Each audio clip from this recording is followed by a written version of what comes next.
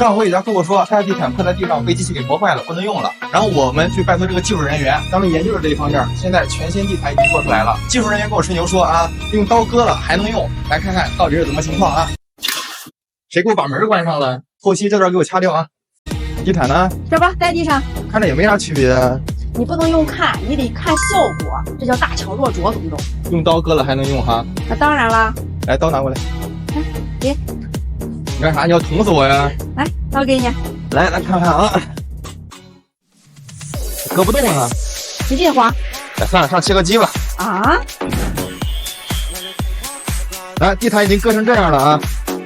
正常情况下，如果人踩上这地毯，机械臂停止，说明地毯没有问题。咱现在来测试一下，